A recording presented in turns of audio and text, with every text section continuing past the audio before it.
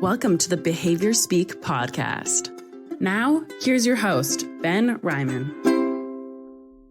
Welcome to another episode of the Behaviour Speak podcast. As always, I'm your host, Ben. Today, we're back in Canada and chatting with an Ontario behavior analyst, and I'm very pleased to have Jessica Bethel on the podcast with me today. Welcome, Jessica. Hi, Ben. Thanks so much for having me with you here today. Super awesome. So we're going to talk about lots of different things today, but I won't spoil it with a summary. We'll just get right into it. So, Jessica, you work as a behavior analyst in Ontario.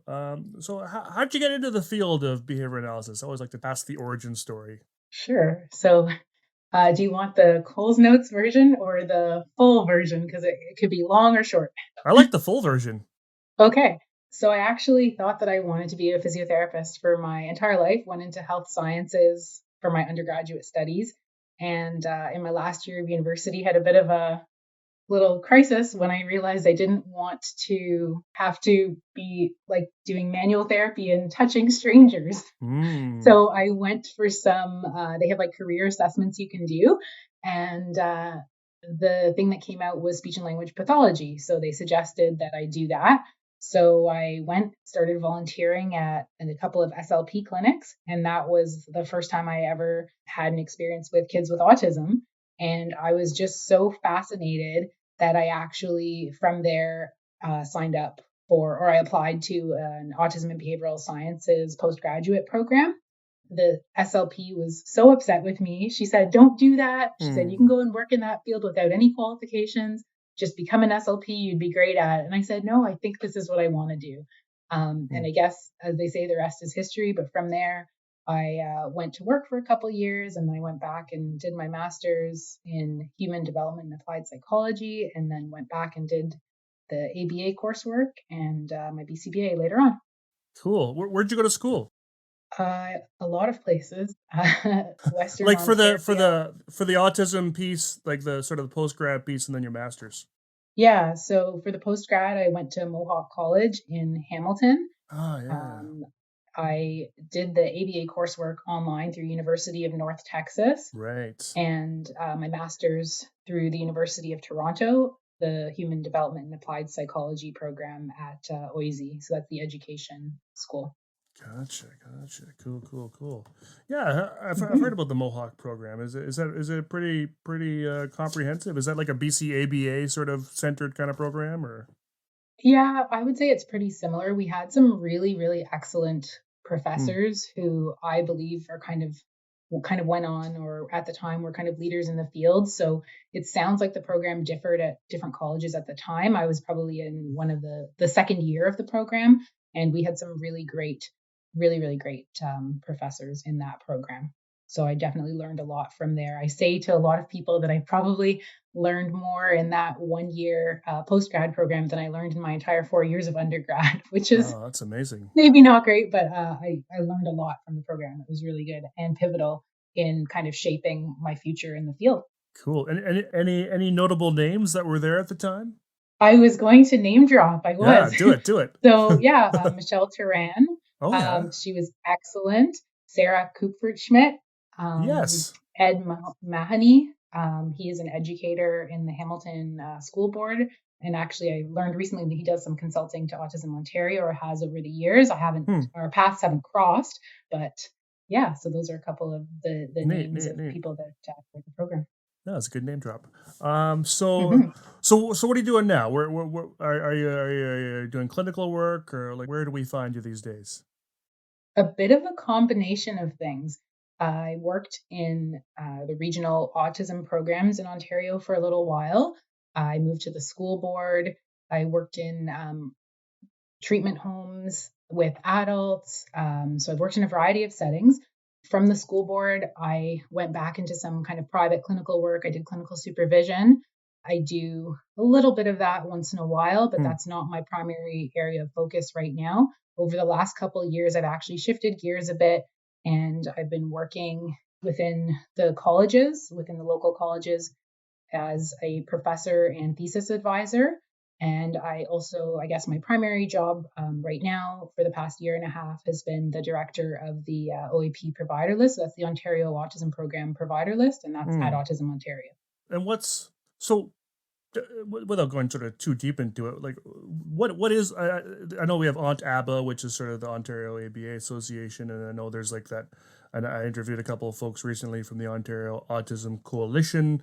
What's Autism Ontario? What's that about? Yeah, so Autism Ontario is really supposed to be an advocacy organization for people living on the spectrum, families of individuals on the spectrum, etc. So Autism Ontario has the contract for the OAP provider list, but it is expected to move somewhere else. They also have a variety of contracts with the Ontario government with things like service navigation, so helping families get connected with resources in their communities.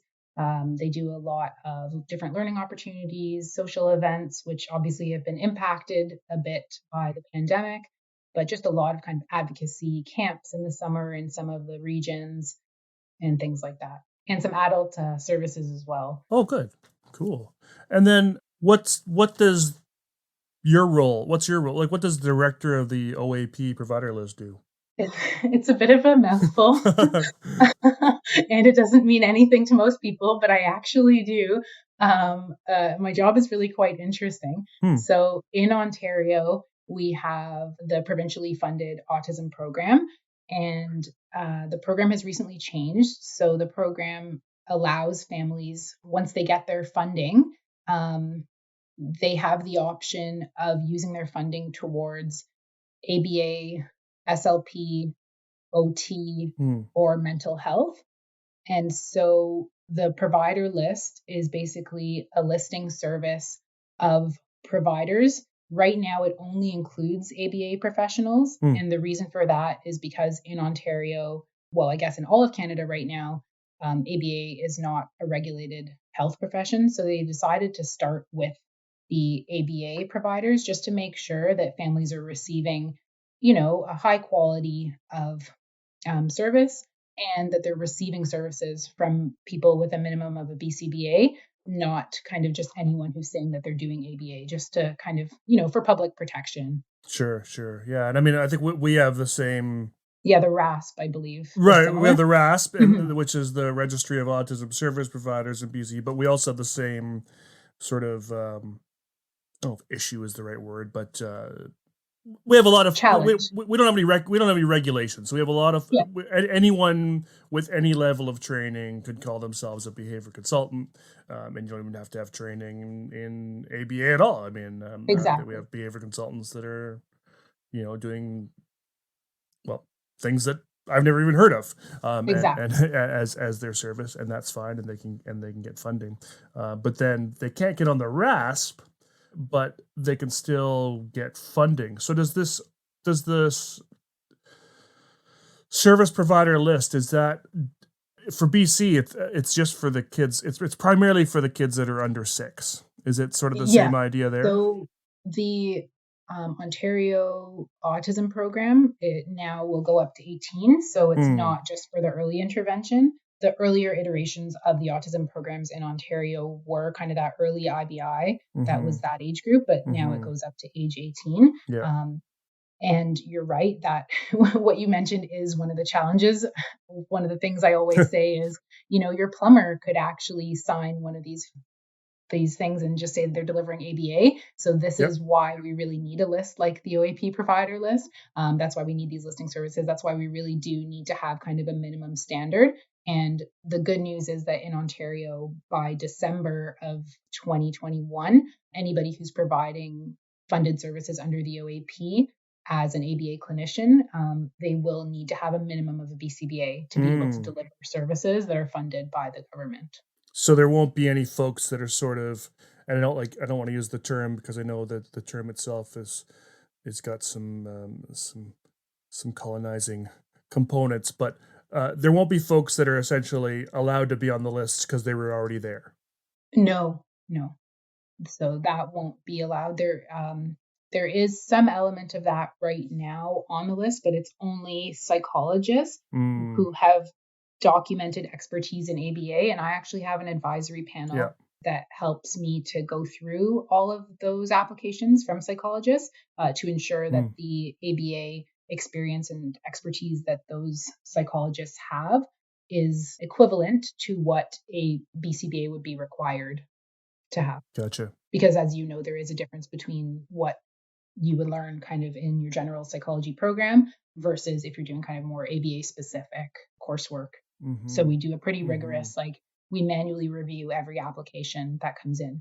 So the list right now only includes ABA providers, but it's expanding very soon to include occupational therapists and speech and language pathologists. And then we believe that over time, it may expand further to include the mental health clinicians, which have just been added to the Ontario Autism Program. Oh, interesting. Yeah, ours is the ABA. We have the SLPs, the OTs, and then I think we also have the physiotherapists as well. Yeah, so they were allowed. They were allowed for a short time during a bit of a transition, but now they've switched it back to just occupational therapy and not physical therapy. Yeah. And what I'm curious, just what sort of defines, because I like that they're allowed to use the funding for this. What sort of defines a mental health clinician? So this is a very good question. I'm not sure. Yes, it's been publicly released now. Sorry. But Good point. No, it's fine. It has been. So it actually includes, and don't quote me on this because I may miss some. I know that it includes psychologists. It does include social workers. It also includes psychotherapists, which I wasn't sure if it would include psychotherapists. Something really interesting that I only learned recently is that the College of Psychotherapy allows, there's nurses and occupational therapists that if they have the correct coursework, and I'm guessing probably an examination, they can be members of that college. So I thought that was a really interesting addition to the mental health group. And I'm not entirely sure how that will look as it rolls out in the Ontario Autism Program for the mental health clinicians, and ensuring that they have the appropriate, skill set, background, expertise for this particular population, which kind of leads me to something I didn't mention. But for the occupational therapists and speech and language pathologists, we are working towards determining some criteria similar to the RASP for them to be eligible to join the list, kind of in addition to their registration or their professional certification, because we do want to ensure that all of the providers all the clinicians who are providing services under the Ontario Autism Program, we do want to ensure that they have experience working with this population and with some of the needs of the population as well. And just sort of one more question. I didn't really think I'd dive too deep into Autism Ontario, but it's really interesting and is because I made the presumption sort of that there might not be a ton of work to that role, but it sounds like there is. I mean, because it sounds like you do have quite a few folks applying. Yeah. Is that sort of an ongoing thing? It is. Yeah. Yeah, there are particular kind of milestones that I'm expected to meet. We have over 300 members on the list right now, and that is just ABA providers. So that's all BCBAs. Actually, right now, the criteria for BCBAs is quite high. You need to have at least 3,000 hours of experience post-certification. So it's about 2 years, and you need to show that you have supervisory experience and a variety of other things. So it is quite a rigorous process for BCBAs to join the list right now. And the process won't be probably as rigorous for the other professions. But again, it was really just kind of looking at that safety and protection of those receiving the service, and just trying to really make sure that people are doing good ABA and have the proper training and that the ethics, the knowledge of the ethics behind everything too. Totally, yeah. Which is super and you've got a couple grad schools there, so they're probably pumping out a lot of new certificates every year, and so you're probably getting tons of applicants coming in. That is a big job. Yeah, it's really interesting because for a while, when conferences were in person, I started to think I knew everyone because I would say, I recognize these faces. But now it's really interesting because I don't recognize a lot of the names coming in anymore. And so we definitely are doing, I think, a good job in Ontario and hopefully across the country at increasing the number of behavior analysts. Yeah, yeah. Well, I mean, I think there's, like you said, there's that many there, and I think we have a couple hundred here, and but then the numbers do start to dwindle in the prairies, it seems. Yeah. But East Coast is kind of growing quite quickly too. It looks like, so that's been cool, neat, really neat. Yeah, it's just interesting to sort of, for me, kind of just comparing our province to your province and kind of the different processes that are involved. And like, I don't even know who manages our list was managed, I think, by a similar advocacy organization for a lot of years. And then I think it, and I don't, someone will comment and correct me, but I think it's now done by the government itself. I think the ministry, whatever that funds it, is now administering the list itself, but I'm not sure. I work mostly sort of in the adults area, which doesn't really isn't really related to the RASP, so Right. I don't get involved as much. But we are at the time of this recording, we are waiting with bated breath for some announcements on some funding changes, and there's been a lot of curiosity. So I'm sure by the time this comes out, those will be announced, and we'll see how kind of that goes. Apparently, a move towards some sort of needs-based model is happening. So it'll be interesting to see what develops there. Yeah, sounds similar Yeah. to what's happening in Ontario. So always Totally, lots of news in this field. Oh, as it absolutely. relates to the government. And of course, if the government changes to some other party, then everything changes again too with Exactly. that. So that's a good gig for sure. So I mean, another thing we were talking about sort of in kind of our pre-chat is that,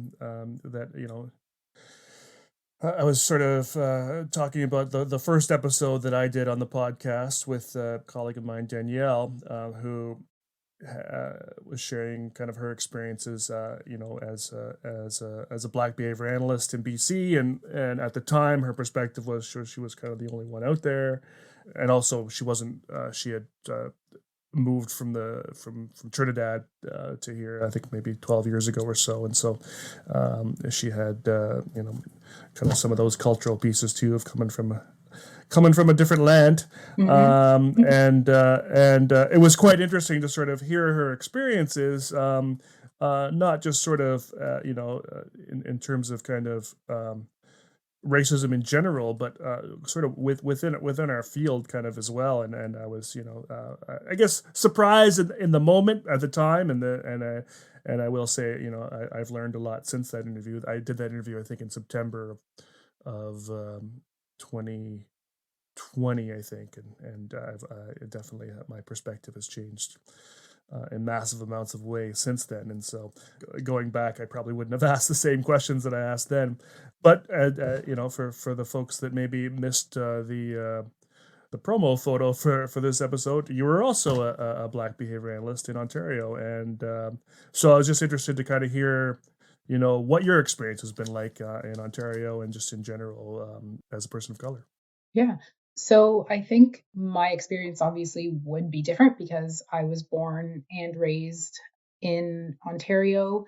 And all of my education, I mean, except for some online schooling, was all kind of Ontario based. So I didn't really have a lot of experiences. Actually, it's really interesting. I think I had mentioned this to you when we spoke, but it's hard for me to say. I think because our field historically has been so heavily dominated with kind of white males in leadership roles and running all of the conferences and being the speakers for every single presentation. This has Yes. shifted over the past, I would say, even the last 10 years. But I was saying this to you that I actually never really knew if my experiences were because I was a woman or because I was a person of color. And so part of it could just be that I've never looked at it from that lens. So I can't really say with absolute certainty that anything I've experienced, throughout my career has been because I'm a person of color. Yeah, fair But the enough. other side of it is that I'm also, I would say, a bit of an overachiever. So I've also probably done a lot more to ensure that I've been able to move into the roles that I wanted to be and I've done a lot to kind of position myself academically. I've, done years and years. I actually was talking to my son the other day because he thought he was trying to tell me that he knows everything. And I said, let's see how many years of school we've each done. And when I got to 24, I went, oh my goodness, I was in school for 24 years. And then he's like, maybe I don't know everything. And the conversation of him kind of knowing everything that he thought he knew ended pretty quickly. But yeah, so I spent a lot of years in school. I've done a lot of, I really made sure to, as I mentioned to you, work in a lot of different areas in the field, because one of the things that I found with a lot of behavior analysts is that they worked kind of only in IBI programs or early intervention programs. So their entire knowledge base is, the 0 to 6 age group. But then if you go into a different setting, you really struggle. And another thing is that, like, as a parent or as somebody who has access to typically developing children, you also, I think, learn a lot. And it changes you in terms of your clinical skills and just the way that you relate and understand parents as well. So, yeah. If you're planning on collecting continuing education credits for this podcast, you'll need to go to cbiconsultants.com and enter the 3 secret words. The first secret word is equity.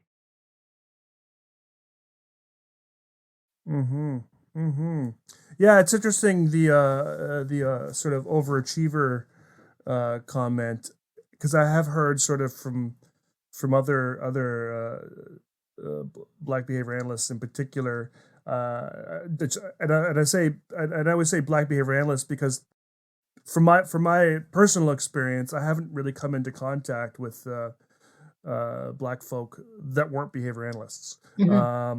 And so that's sort of why I'm always using that phrase. But I'm sure this sort of line of thinking I'm getting at is not limited to behavior analysts. But I've heard a few say that they've been sort of I don't know if they were sort of coached or raised, maybe is the right term, because they're sort of in kind of a white dominated world, that they have to be overachievers. Yeah. And that they have to try harder than, everyone else to kind of, and Danielle kind of alluded to some of this too, that, networking and making connections was a lot harder for her, and that she had to put in even more effort. She had to, basically, she had to be an overachiever in order to be recognized sort of, for qualities that others would not have to try so hard for. But it sounds like maybe you were an overachiever just because you were an overachiever. Is that it? It's hard to say. It's really hard to say. And it's interesting because, in light of kind of, I guess it's not recent events anymore, but kind of like the George Floyd movement where all these things started happening, people started having conversations. I started having conversations with my parents, who are actually also of Caribbean descent and moved to Canada, once they were in their early adulthood. And the stories that they told me of stuff that they experienced that was just like blatant, like systemic, and not even systemic, like racism, but they just dealt with it.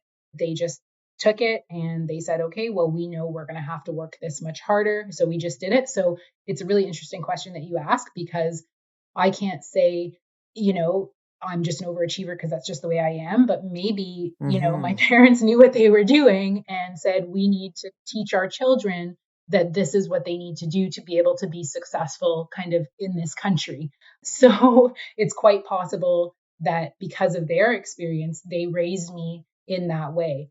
As a parent of, 2 children of color as well, I'm so aware, like, we've had a lot of good conversations with friends kind of over the past year, friends of different races as well, because they feel like it's a safe space they can have conversations with us, and things that they never even thought of. Like, there's so many things that as a parent I do so differently from many of my peers, because I know that I have Black kids. So like my kids are going to automatically be expected to, play basketball or to do whatever. And so I've actually made a decision, or my spouse and I kind of made a decision, that we need to make sure that our kids aren't perceived in a certain way. So we've done things like we put them into French school. So my kids are fully bilingual, where academics are a focus. So we've made a lot of decisions that were really based on knowing that our kids will be automatically expected to be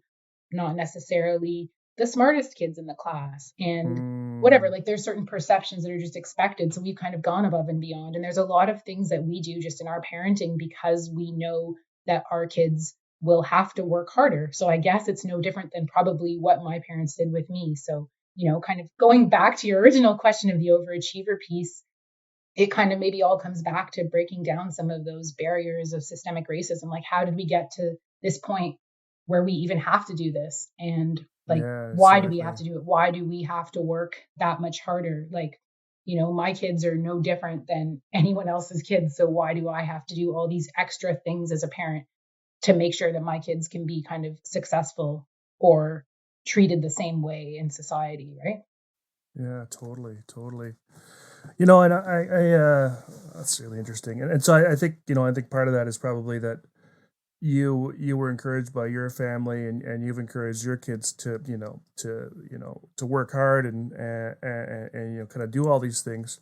But I think maybe some folks have been told that and told why. Like, would you actually be telling your kids, sort of, this is why I'm pushing you harder, or are you just sort of setting them up for success and not sort of giving them, well, it's because you live in a world where Yeah. things aren't fair. It's a good question because I haven't really talked to my kids much about race. They're young, Yeah, but it's only like my parents didn't really talk much to me about it. It's just not something I've done. It's definitely a personal preference. There's definitely a lot of resources out there. So there's things that I've looked at in terms of starting those conversations with them. It's just like anything else.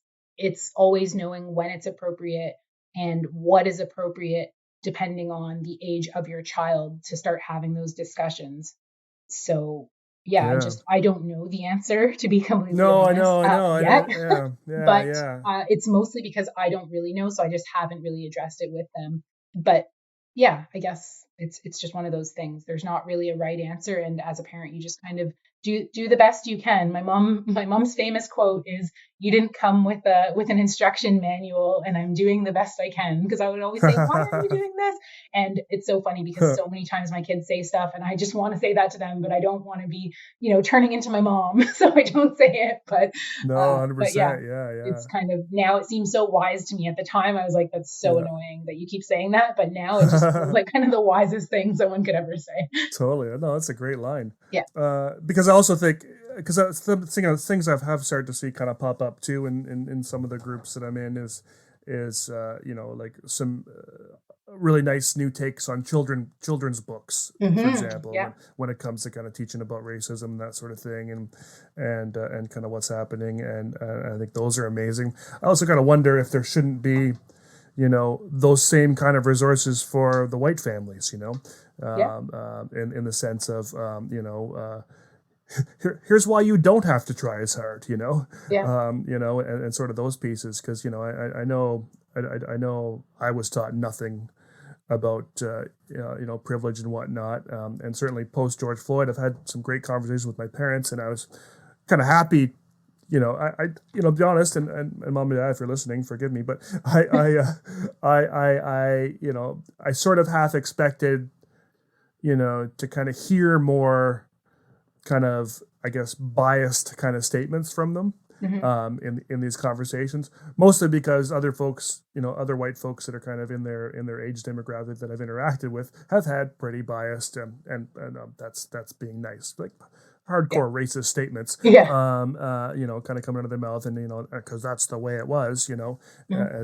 as it goes. And so I was pleasantly surprised that my parents had a similar sort of perspective to mine as it was now.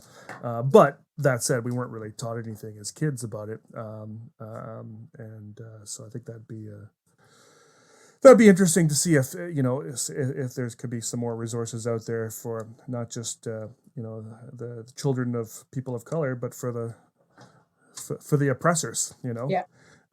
So yeah, that's interesting. what about sort of in your role or in behavior analyst? I think I've been hearing sort of from some of the podcasts, and you talk about you shared a resource with me, which we'll probably touch on in a bit. There are, in particular, for sort of Black kids with autism, there are kind of particular kind of behaviors that we need to be teaching them in particular, from sort of I guess from partly from to be successful, but also from kind of like a safety perspective. Mm-hmm. Have you seen any of that kind of happening in your work or with your colleagues? Or Yeah, I haven't really, only because I guess over the past couple of years, I've been doing very minimal kind of direct clinical work. So I haven't right. seen much of that. It's not to say it's not out there. But what I would say is, as behavior analysts, we know that the most important thing is to work on socially significant, like, socially significant kind of challenges and things that are important to the family. So I would say, kind of race and culture aside, what you really need to do is just talk to kind of the client themselves, talk to their families, talk about what are the things that are important to them and get a good understanding of, what are some of the things that are specific to their cultural group. Something that I had mentioned to you briefly was when you mentioned, sorry, her name is Danielle, I believe, who did the previous podcast with you last Yes. year. But it was funny because we were talking about how our experiences were very different. And something that's so important also is, when you listen to me and you hear about my experience, and you listen to Danielle and you hear her experience, what works for Danielle or how Danielle wants to be referred to or whatever could be very different from how I want to be referred to. So at the end of the day, what you want to remember and think about is, like, who is your client? Who is your Mm-hmm. clinician? And we did this mental health training recently, and the facilitator or the mediator said, treat people how they want to be treated. So she actually did like treat people the way, and then it was like blank.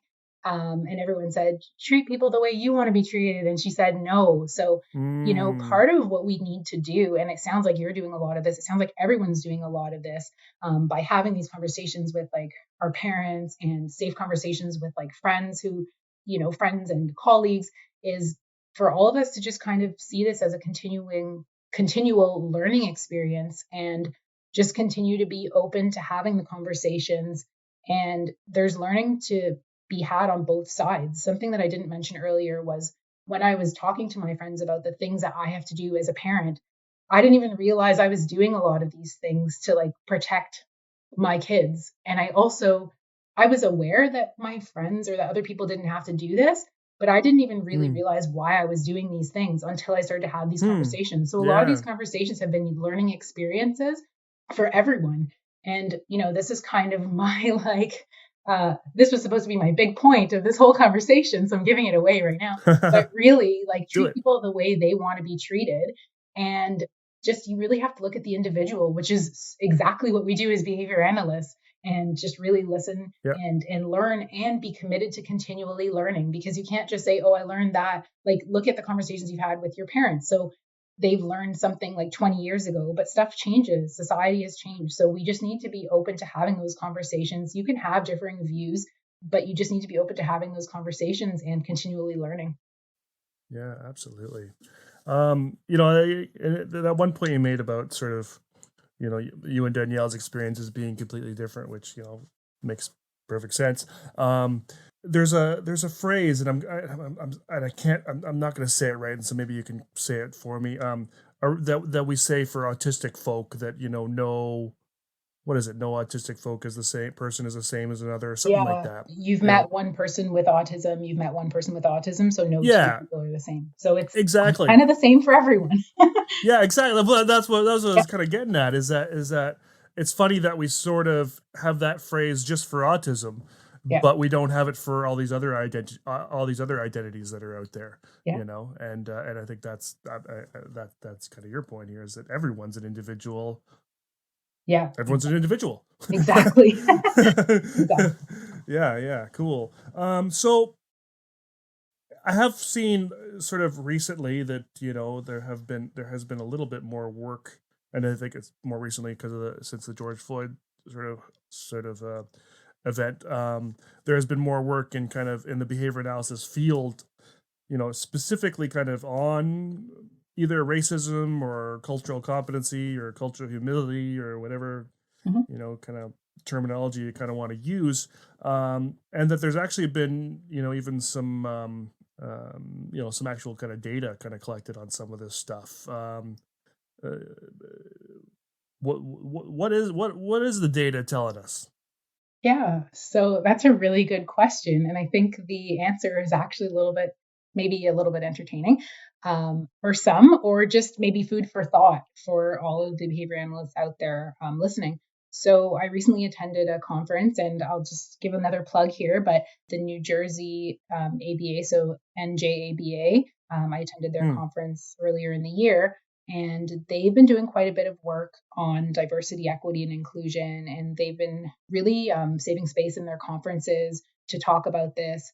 And so I attended a couple of sessions in their annual conference, and they presented some interesting facts. So they said when they looked at training in diversity, the author of the study was, I don't entirely know how to say the name, but it looks like Bulio et al. And that was in 2019. So they interviewed, I guess, 703 BCBAs, or they surveyed them, and their question was on diversity training and practice. So this is really interesting. Just pay attention to the numbers here. So 88% of BCBAs considered training on working with individuals of diverse backgrounds important to very important. So that was where they rated it. It must have been like a Likert scale or something. So important to very important. So that's 88%. And then their next question, or somewhere else in their survey, they said, and now how many BCBAs received any formal training in working with diverse backgrounds in the course of their master's level courses? And 82% received none. So 88% considered it important and also thought that they were like experts in it.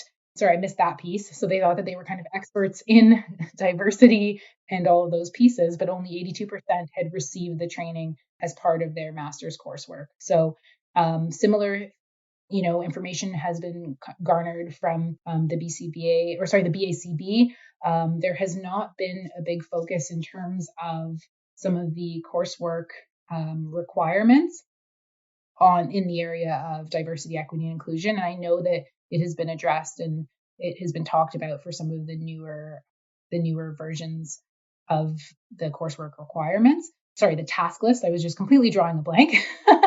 I was embarrassed to not remember the name task list because we all went through that task list like every single day when we were studying and getting ready for our examinations. So so it's definitely an area, as I said, like we need to just be focused on continual learning and also not be overconfident in our abilities. It's not to say that everything you learn needs to happen, during the course of your master's or your formal education, but how do we ensure that we're learning what we need to learn as it relates to cultural diversity, equity, and inclusion? And how do we ensure that we're taking this into account in our practice as behavior analysts? So those are kind of some really important questions to ask. And it doesn't seem like enough is being done if 82% of master's level BCBAs receive little to no content in those areas throughout their entire master's level coursework. The second secret word is culture. That seems near ridiculous. So, like, I just want to echo it one more time.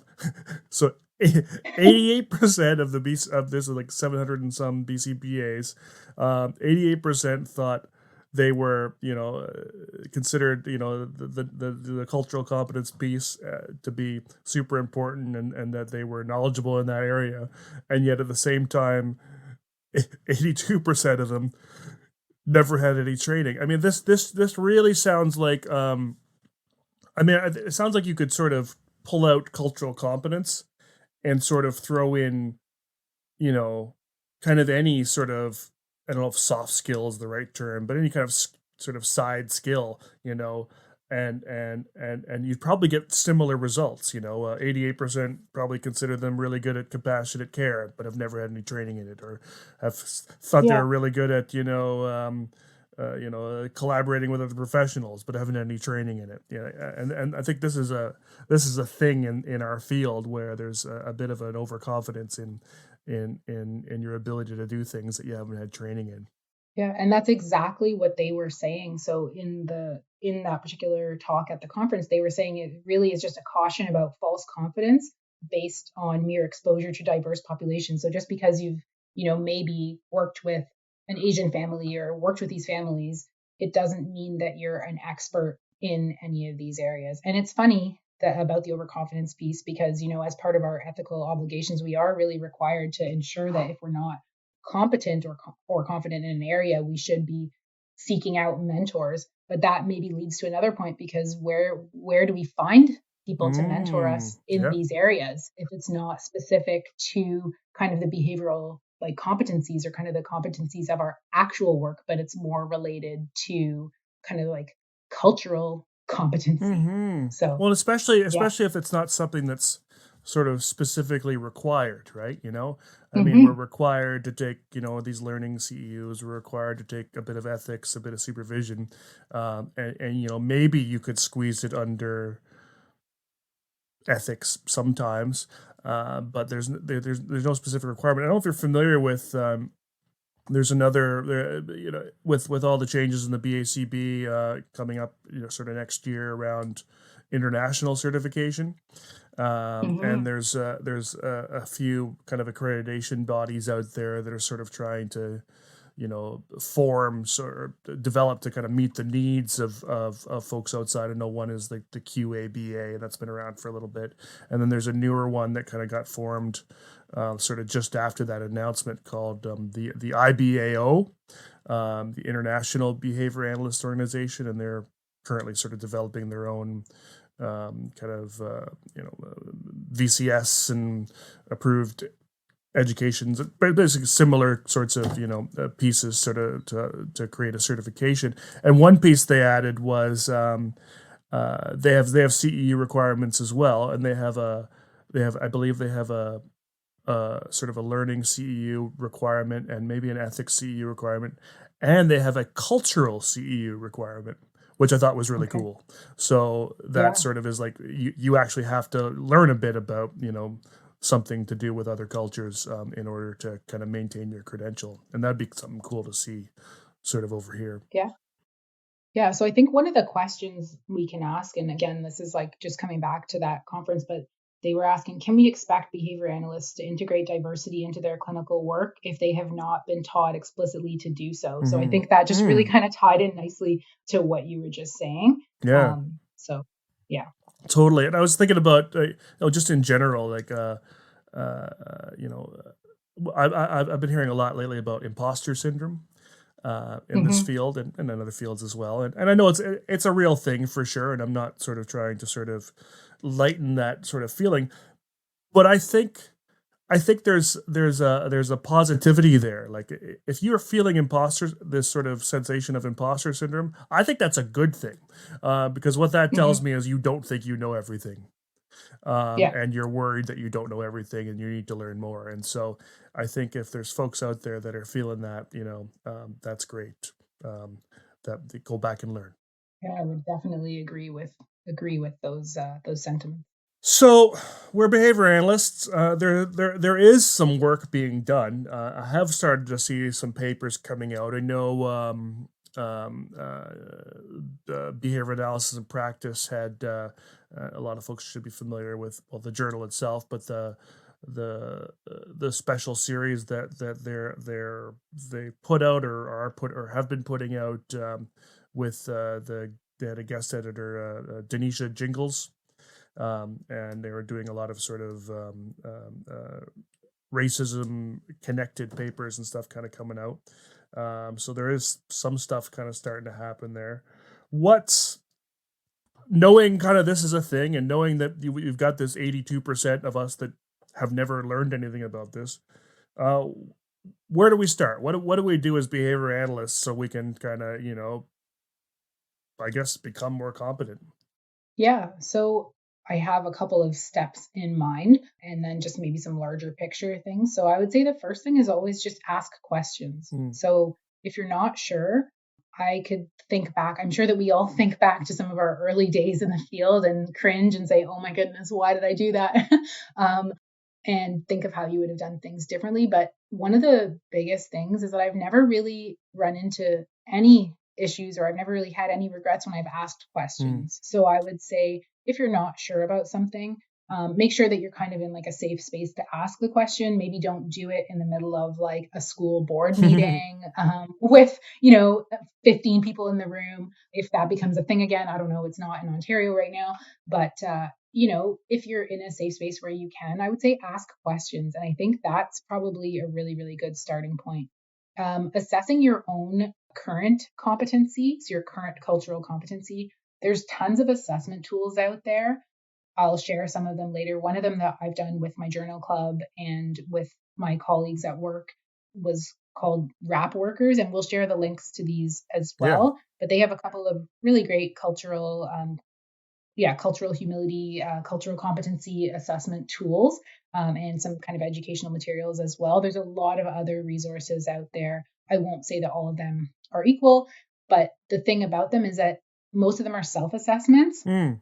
So it doesn't really, if anything, it's just going to show you some areas where, you may feel like even if you don't outwardly show that you're biased in certain areas, it may just help you to be more aware of them. It may Mm-hmm. also help you identify some gaps in your own knowledge and help you to identify areas that you should try to learn more about, which actually leads to kind of my next what can you do as a behavior analyst point, which is educate yourself. So just like what we do as behavior analysts, you do an assessment and then you see kind of, think of doing like the VB map or the ABLES if you're working with kids with autism.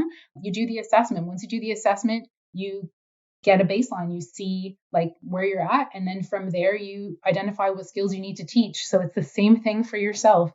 Figure Mm. out where you're at, assess your current cultural competency, and then educate yourself. The next thing I would say is be okay with not knowing everything along the lines of educating yourself, maybe finding a mentor. And as I mentioned before, this might not be the easiest thing, but something that I'll just draw back on a point that you mentioned earlier. Some of the, I know in Ontario, I was going to say in Ottawa, but that's not a province. In Ontario, our association, which I'm actually on the board of directors for, which I forgot to mention, I should have plugged that earlier as Of well. course, yeah. So Ontaba actually has started a diversity, equity, and inclusion committee. Mm. So just kind of look out for committees. And something that's really important, this has come up. Actually, somebody said this to me in the committee at my workplace. They said something that's really important is making sure that the oppressed or marginalized people are not the ones who are required to do all the work. Because what has been happening over the past year is that people have noticed that there's a need for change. They've come down strong. They said, we need DEI committees, we need all these things. But then it's only the people that have experienced systemic racism and that have been oppressed that are joining these committees. So they're ending up having to do all the work for the change to happen, which is actually making more work for the same people that you're trying to break down the barriers for. Totally. So in my own workplace, one thing that I've really appreciated is the diversity of our cultural diversity, equity, and inclusion committee. Nice. And I would like to see that kind of on a broader scale. You can be, I guess the term is an ally, right? So you can just show up and be there to learn. And I know that a lot of people feel uncomfortable. They're like, well, I don't want to join the committee because I feel like I'm not going to know what to say and I'm going to say the wrong thing. But if you're not having those conversations, you're not going to know what is the wrong thing. And I don't think if you go into one of those committee meetings, I mean, if you're with the right people, I don't think that everyone's just going to attack you because you're, not of, not a member of a marginalized community or something like that. I think that you'll actually see a lot of, I won't say appreciation, but I think that people will actually really like the fact that you're there. I've actually found it really, really great just to see the outpouring of like support and questions and concerns and how can I do better, Mm-hmm. like those questions, Mm-hmm. right? So yeah. Yeah, I just yeah, I totally get that, and that's just speaking of the committee piece. I'm we kind of share a parallel here. I'm also on the BCABA board, Mhm. and I'm also on our DEI committee, and I feel like we have a somewhat of a diverse group of folks. I'm not sure that I'm the best person to sort of measure that, but I do find, for the folks out there that are kind of maybe feeling like it's not a place for them or they wouldn't know what to say. I'm you. I'm at Mhm. these meetings and I often don't know what to say. I'm Yeah. often pretty quiet, but I've learned more sort of about, well, racism in general, and systemic racism from attending these meetings than any article and any workshop that I've been to. Just listening to sort of people share their, feeling safe to share their real life raw experiences and perspectives on kind of on what they're dealing with on a day-to-day basis has been just mind-blowing, and I've been so grateful to sort of be a part of that group, just to be able to hear things. And yeah, that is one of the places where you can kind of ask those questions, because that was what I was kind of wondering right away, was because you talked about sort of, and I think it's a super important statement, that we don't want it shouldn't be up to the oppressed groups to do the work. Right. So who are we asking the questions? You know, like who you Yeah. say ask questions, but who can I ask if I don't want sort of that oppressed group to do the work? Do you know what I mean? Yeah, well, I think it has to start somewhere, Yeah, right? So I think maybe this is still the early days of this kind of for particular sure it is. wave of Yeah, awareness, right? yeah, So I know that, the answer I give you might not be the answer that someone else gives you, because I know that some people feel upset when they're asked questions. totally. I don't. So it's really about kind of finding a safe space to ask those questions. Right. There's so many, I would say, opportunities. Like, you know what, maybe you could just go online and like Yeah, find someone that you could ask the questions to, or maybe you can figure out how to locate that like totally. safe Yeah. person that you can ask. But it's really about just like finding a safe space where you can ask those questions.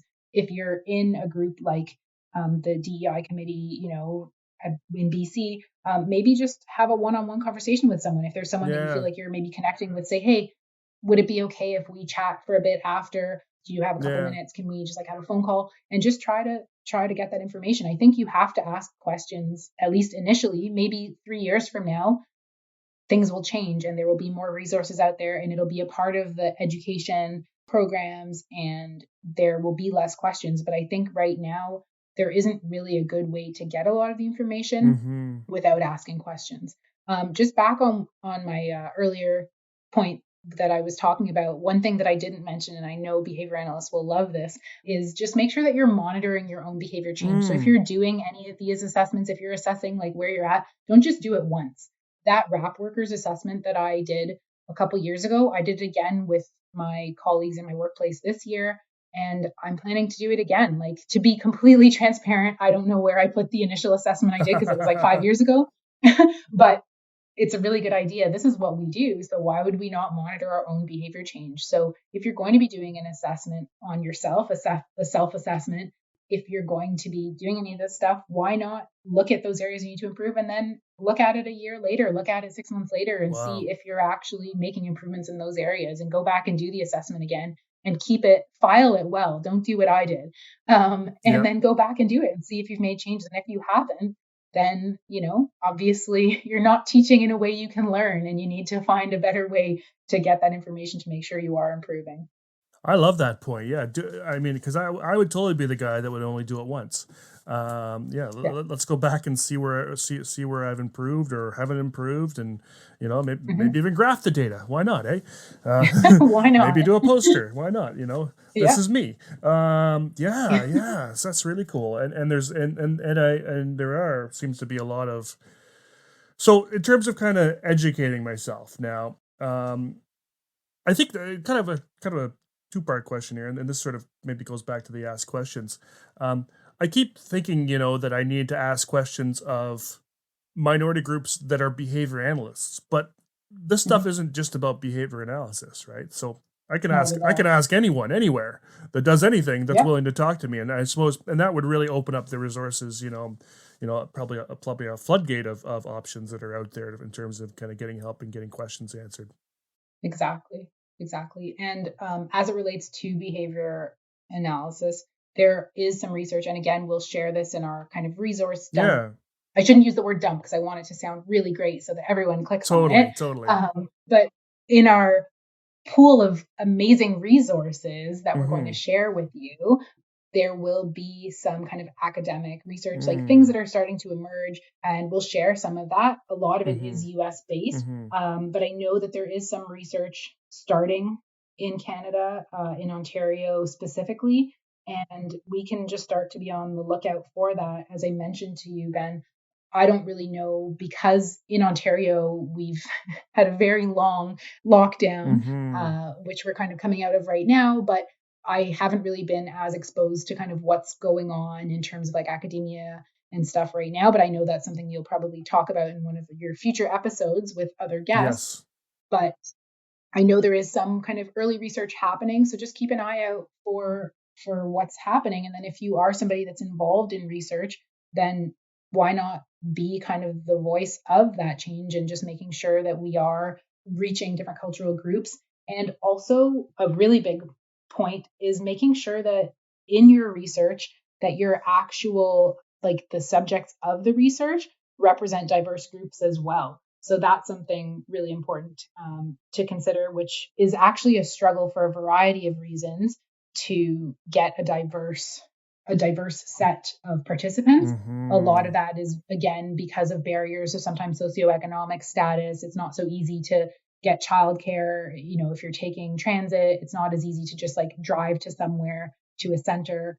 So there's a lot of barriers even in research, but just Yeah. trying to make sure that you're really just taking all of those pieces Yeah. into account. Yeah, I've seen some recent workshops kind of on, and again, not just in ABA. I mean, I think you can find this across the board, but for sort of relevance to us in ABA and psychology around sort of the term is decolonization of research practices and Yeah, sort of kind of going back and looking at sort of you know the research not just in our field but in our field, and I think this is important. yeah, There's a lot of research in our field that isn't inclusive, like the subjects aren't don't represent those groups that you're referring to. In particular, I think there's been a lot of talk about of late of sort of autistic participation in research and what that looks yeah, like, and how we're recruiting autistic folk. And I'm actually going to be interviewing someone from the States who's not a behavior analyst. I think she's more kind of a sociological or anthropologist, but all of her work is on proper autistic participation in research and what that should look like. mhm, And so yeah, I think there's more of that kind of happening too. But I think you bring up a really good point, in that if folks are going to start doing that research, let's do it the right way. yeah, So we've been talking about resources. I mean, you shared with me this amazing Excel document with a bunch of stuff. Can you just tell us a little bit about that and where that came from? yeah. So I can't stop kind of singing the praises of this conference that I Yeah. attended, and they provided a large variety of resources related to diversity and cultural humility. So the resources include curricula to address diversity and cultural Hmm. awareness and competence. So there's quite a few resources. Like this is a document that's pages and pages. There are all kinds of like journal articles. Also, if you're a professor, so if you're working in any academia, if you're working in colleges or university programs, like we want to make sure that there are courses to reflect that. And I know that some of the schools, I'm on a couple of advisory panels for a couple of the local colleges as well. Brilliant. And the conversations are starting to happen about the importance of these courses. So there's materials that you could include in kind of the readings for your students. If you're supervising people who are accruing their hours to become eligible to write a certification examination, why not give them, I mean, I've always given kind of my supervisees articles to read, so why not add in some of the resources from this document as well? But yeah, there's kind of a lot of resources. I don't even want to just pick one because it really just depends on what your area of focus and interest and expertise is. But yeah, there's quite a variety of resources that I would just urge anybody listening to take a look at and see if it's relevant to you in your particular area of practice or just for increasing your knowledge. Yeah, absolutely. I mean, I'm just looking at this document now, and like for example, in the article sort of section alone, and these are articles. There's a few old ones, but for the most part, they're all written in sort of the last 10 years. And Yeah. there's over 40 different articles just in behavior analysis alone on sort of cultural diversity and whatnot. These assessment tools I thought were really cool. I had no idea there was so many of these, and there's like how many? 1, 2, 3, 4. There's like eight or nine assessments in here for kind of assessing yourself or assessing others. There's a bunch of like wonderful kind of webinars available. A lot of them are on kind of the Behaviour Live website. If folks aren't familiar with that, behaviorlive.com just has a ton. I think they have almost 200 different sort of really inexpensive, continuing education webinars, which is awesome. And you list a bunch of podcasts, and you're right. There's actually a few podcasts that are, entirely, kind of focused on that area. Shades of ABAs and Beautiful Humans are kind of two really notable ones, and I really enjoy listening to both of those. And Yeah. then there's some really great groups too out there for sort of just connecting folks. I mean, I think some folks have probably heard of BABA, which is the Black Applied Behavior Analysts, that was I think formed not that long ago.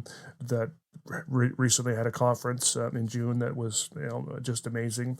And then that ABA task force that kind of formed, I think, just after the George Floyd sort of thing, and they're doing some really neat things. So lots of areas for folks to network. One thing and we kind of talked about this before we pressed record. And I would presume that sort of all these groups are open to folks outside of the U.S. and anyone's sort of welcome to join and kind of make some of those connections. I think folks have. I think they definitely have members from around the world. I'm wondering, but there doesn't really seem to be, at least at this point, and being that Canada is sort of the essentially the second largest sort of nation in terms of numbers of behavior analysts. I don't think we have anything like that to sort of connect folks across Canada. I know I've spoken to a couple folks that all thought they were sort of the only one of their identity in the province or in a city or whatever, and then discovered sort of down the road that there were others, but there was sort of no way to kind of find out except through word of mouth. Is there anything like that here? Why do you think there isn't anything like that here? I don't think there is anything like that here. So why do you think there isn't? And what where might be a good place to start? And I don't know if you know the answers to these questions, but the third secret word is imposter. Yeah, so that's a great question. I wish I knew the answer. What I can say is that, some of the provincial associations probably are starting to have or starting up their own groups. But as far as I know, there's really nothing on the kind of Canada-wide level right now. I think maybe this podcast, maybe this is like a call out for us to start something like this. Yeah. But and even just, you and I making this connection, if we start to kind of make some of those connections across other provinces, I think this could happen. I feel like this is kind of the same as how ABA was like 10, 15 years ago. Every conference I attended, every speaker was from the US, and we kind of just looked at the US as like kind of the gold standard for that. But we're seeing a shift. So now when you attend conferences, at least in Ontario, a lot of the speakers are more they're presenting actual like Canadian based data. Yeah. So I think it's just a shift. I think we're a little bit later to the game, just like how ABA is regulated in, quite a number of states right now. We're moving towards that in some of the provinces, or at least I know we're moving towards that in Ontario. Sure. But I think we're just a little bit slower to the game for a lot of things here. So as far as I know, there's nothing right now, but it's not to say that it won't happen. And I think there's a need for it because there really are a lot of differences. There are things that are unique to Canada that we really should have kind of Canada-wide groups for this type of thing. Totally. You mentioned, and it wasn't specifically for behavior analysts, but that there is an actual Canadian autism-related group that does some information sharing that might be a place to start. What was that? Yeah, so one of the groups that we've recently become involved with is called the Autism and Intellectual Disabilities and Knowledge Exchange. It's a bit of a mouthful. It is based out in BC, I'm pretty sure. And so it's called Aid Canada, and they have hubs across the country. So it is funded by the federal government, and there's hubs across the country. So even something like that, even though it's not ABA based at all, it is really geared at the dissemination and production and creation of knowledge resources, toolkits, education for families, and not just families, but for anything related to autism and intellectual disabilities. So I'm sure there's even a possibility, just because that is Canada-wide, of some kind of connections even through Aid. And it doesn't necessarily have to be specific to behavioral clinicians, but it could be a variety of professionals who have an interest in, cultural diversity, equity, and inclusion that work with this population. Brilliant. So there's some ideas out there. We just need to figure out how to put the ideas together and kind of hit the ground running and doing something with the knowledge, and doing something, realizing that there's areas where there are gaps, just like I said before, for your own personal development, but just we need to do an assessment also of what is out there right now. There's not that much, but it's starting to get there. And then where do we need to go with it? So I think we've started in a lot of the local associations. We've started DEI groups. We've started to kind of raise awareness and add space in our conferences. But what more needs to be done? And maybe it is something at more of a kind of national level. So yeah, definitely a great idea. We just have it. We're not there yet, as far as I know. Yeah, cool. Well, hopefully someone listening will get some ideas as well. And so this is cool. I mean, this is exactly kind of what I was hoping, where I was kind of hoping this episode would go. I think we haven't had a lot of conversations about this, from the Canadian kind of perspective. And so I think it would be awesome if we could, be a catalyst for some connection and some change, in our country. So this is super cool. I'm super grateful for you coming on, and really appreciate it. I wonder if you would mind. You mentioned earlier when you were going through your sort of list of things that we could do as a behavior analyst, and that you said, ask questions, and you said you're one of these people that you wouldn't mind if folks ask questions. Do you think we could share your contact info if anyone wanted to reach out and learn some more? Yeah, I can definitely do that. I don't know the best way to contact me, but I could definitely share my contact info and do that. Well, we'll throw that in the show notes, and then folks have, and kind of want to run things by you. That's just another resource for folks, because I think right now there just isn't a lot of sort of Canadian resources for this kind of information. Although we're going to share this massive resource from New Jersey ABBA, which I think will really open some doors for some folks. Yeah, thanks again for being on the podcast. It was super amazing, super cool just to kind of talk about all these things and get just some really, some actionable things we can do, particularly in terms of those resources, kind of doing some self-assessment on I think everyone should go out and pick up one of those self-assessments and get a baseline of where you're at, and let us know how you scored in 6 months. Yeah. I just had one thing I wanted to say kind of before we close out on this today. But last summer I was really kind of just like reeling and just wanted to like protect my kids when the whole Mm, George Floyd thing went down. I was just really yeah. struggling. And I wrote an article in our Autism Matters. We have like a newspaper. Sorry, not a newspaper. It's a magazine for Autism Ontario. And I wrote an article called Racism in Canada, Acknowledge, Reflect, and Act. So now I'm plugging myself here, but Oh, of it's course. not Yeah. because I really want you to go and read the article. But if you do want to read it, you can just search my name and then search the name of the article. So again, it's Racism in Canada, Acknowledge, Reflect, Act. And I just wanted to kind of end off. I'm someone that really likes to end off with like a quote or something inspirational. So Yeah. I Yeah. just want to share this because this really just kind of resonated with me. So I just wanted to kind of end off on this. But it says, for those who have seen the Earth from space, the experience most certainly changes your perspective. The things that we share in our world are far more valuable than those which divide us. So I just kind of wanted to end off with that and just leave that as a bit of food for thought for everyone listening today. And yeah, that's it for me. But I will share my contact info and hope to hear from some of you. And hopefully in the next little bit, we'll have some kind of Canada-wide association, or not association, but some kind of group talking about these issues a little bit more. Absolutely. Absolutely. Super cool. Great way to end things. Thanks again for being on the podcast. Just super awesome. No problem. Thanks so much. It was really great being here with you today.